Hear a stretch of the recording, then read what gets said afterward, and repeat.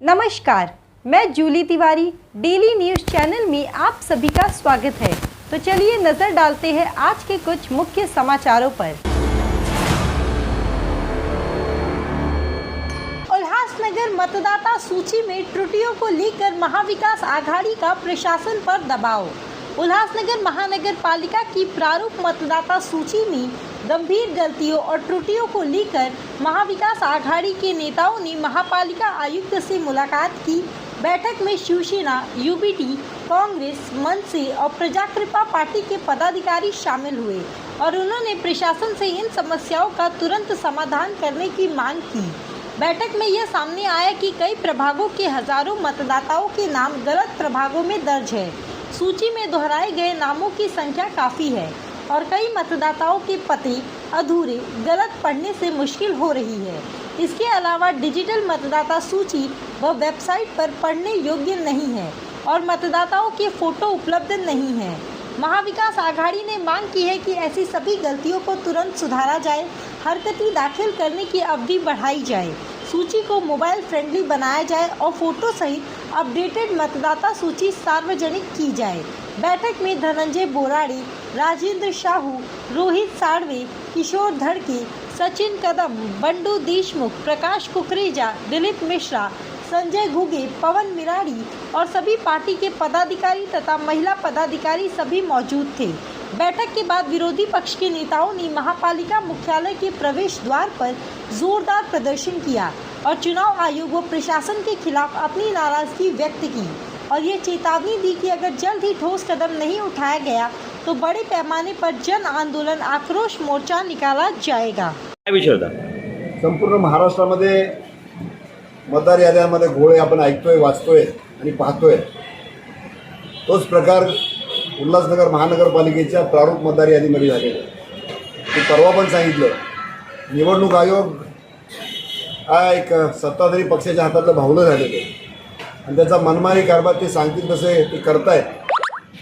अगोदर संपूर्ण महाराष्ट्रातल्या महानगरपालिकांची मतदार यादी 6 नोव्हेंबरला प्रसिद्ध होणार होती, प्रारूप यादी। अचानक ती 14 नोव्हेंबर का केली, कशासाठी केली माहीत नाही। नंतर 14 नोव्हेंबरला कळतं की नाही ते 20 नोव्हेंबर आणि 20 नोव्हेंबरला मतदार यादी प्रारूप प्रसिद्ध झाली। 21 तारखेला लोकांना मिळाली, 27 तारखेपर्यंत त्यांनी त्याच्यावर हरकती सूचना घ्यायच्या। म्हणजे यांनी प्रसिद्ध करायला किती वेळ लावला तरी चालेल, पण लोकांना फक्त एक मर्यादा, एक 6 दिवसाची मर्यादा, 7 दिवसाची। आणि घोळ असा की आतापर्यंतच्या इतिहासामध्ये असं कधी झालेलं नव्हतं। 1-2% मतदारांचे विधानसभा यादीमधले मतदार जे महानगरपालिकेने प्रभाग रचना केलेली, ते प्रभाग रचनेमधले इकडचे तिकडे पत्त्यामुळे झालेले असे असायचे। पण आता जाणीवपूर्वक अख्ख्या याद्या या प्रभागातून त्या प्रभागाने संपूर्ण शहरामध्ये मला वाटतं हे कोणाच्या तरी इशाऱ्यावरून चाललेले। हे प्रशासन, आयुक्त असतील, इथले निवडणूक निर्णय अधिकारी, संपूर्ण यंत्रणा त्यांनी राबवायची, खाली कर्मचाऱ्यांना घ्यायची, ते सुपरविजन इथं नाही आहेच। आणि आता अ आणि ब म्हणजे लोकांनी फॉर्म भरायचे, प्रत्येक इंडिव्हिज्युअल फॉर्म। आता लाखो फॉर्म येतील, तेवढी यांना सुनवाई करायला वेळ आहे का? हरकतीने सूचना हे जर त्या विभागातल्या त्या प्रभागातले मतदार इथं वर्षानुवर्षे काम करणारे कर्मचाऱ्यांकडून करून घेऊ शकत नाही, तर एवढ्या लाखोच्या संख्येने आलेले अर्ज हे बघू शकणार आहेत का नाही? म्हणून त्यांना विनंती करायला की तुम्ही काय की मला वाटतं झोपेचं सोंग घेतले लोक, झोपलेल्याला जागा करतात, झोपेचं सोंग घेतलेलं जागा करतात नाही। तरी आम्ही जाग्याचा प्रयत्न केला। आम्ही महाविकास आघाडीच्या माध्यमातून शिवसेना, महाराष्ट्र नवनिर्माण सेना, काँग्रेस, राष्ट्रवादी काँग्रेस, वंचित बहुजन आघाडी, आमचे प्रकाश कुकरेजा, हे सर्व पक्ष एकत्र येऊन आज त्यांना जाग घेण्यासाठी त्यांच्या कानावर टाकले निवेदन दिलेले की मतदार याद्यांमध्ये प्रचंड जाणीवपूर्वक घोळ केलेले। आणि दुसरी गोष्ट, हरकती आणि सूचना घेण्यासाठी किंवा फायनल मतदार यादी करताना ती आपण आमची निवेदन आहे की निवडणूक आयोगाकडे आपण आमचा आक्षेप नोंदवा की मुदतवाढ मिळावी आणि संपूर्ण सुमोटो हे महानगरपालिकेचं कर्तव्य आहे। आणि निवडणूक निर्णय अधिकारी म्हणून निवडणूक आयोगाचे प्रतिनिधी तुम्ही आहात। कर्मचाऱ्यांकडून काम कसं करून घ्यायचं, तुमचं काय चुका झाल्या असतील त्यांची किंवा जाणीवपूर्वक चुका केल्या त्यांच्या फौजदारी गुन्हे दाखल करा, त्यांना निलंबनाची कारवाई करा की जेणेकरून पुन्हा अशा सदोष याद्या होणार नाही। जर अशाच याद्या मिळाल्या तर निवडणूक लांब पण आम्ही महाविकास आघाडीच्या माध्यमातून या महानगरपालिकेला घेराव घातल्याशिवाय राहणार. काय असणार आहे? मोठ्या प्रकार जन आंदोलन आणि ते आंदोलन मला वाटतं इथून सुरुवात होईल. उल्हासनगर महानगरपालिकेपासून हे संपूर्ण महाराष्ट्रभर केलं. तर आता ती गरज आहे, कारण हे जाणीवपूर्वक होतं, लोकांना छळलं जातं. संविधान दिनी संविधानामध्ये सर्वात मोठा जो आधार आहे तो आहे निवडणूक. आणि या निवडणूक प्रक्रिया ज्या पद्धतीने आता पूर्ण होत आहे, आमचे पहिलेचे पण कोडारे साहेबांनी यांनी सांगितलं की कशा पद्धतीने अख्ख्या याद्यामध्ये घोळ आहे. आणि आजच्या डिजिटल वर्ल्डमध्ये, जेव्हा डिजिटल वर्ल्डमध्ये उलटा पहिले 20 वर्षा पहिले जेव्हा मॅन्युअल याद्या राहायच्या तेव्हा बॉर्डरमध्ये वोटिंग इकडच्या तिकडनं होणं वेगळी गोष्ट आहे.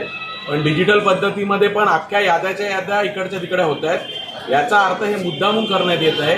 आणि त्यासाठी या संविधानाच्या रक्षणासाठी सर्वसामान्य जनतेच्या मतदानाच्या अधिकारासाठी किंवा जे उमेदवार आहेत सर्वसामान्य उमेदवार हे याद्या कुठून सरळ करणार. यांनी दिलेलं आहे की एक फॉर्म भरा. आता एवढे लाखो लोक आणि लोकांवर का तुम्ही टाकताय की लोकांनी स्वतःहून येऊन नाव चेक करा आणि फॉर्म भरा. हे यांचं काम आहे, याचा त्यांना पगार भेटतो. त्यामुळे या संविधानाच्या रक्षणासाठी आज महाविकास आघाडी म्हणून आम्ही मतदार याद्या सरळ करा हे यांना आज वॉर्निंग द्यायला आलोय. आणि आमच्या जे काही मागण्या त्यांच्याकडे पुढे केलेल्या आहेत, नाही केलं तर जसं आम्ही सर्व मिळून महाविकास आघाडी यासाठी रस्त्यावर. महापालिका प्रशासनाने वॉर्डच्या बाउंड्र्या तयार केल्या, त्याच पद्धतीने मतदार याद्या तयार करायला पाहिजे होते. ज्यांचं शासन आहे, नगरविकास खात्याचं काम आहे, नगरविकास खात्याच्या अंडरमध्ये आयुक्तापासून सगळेजण काम करतात.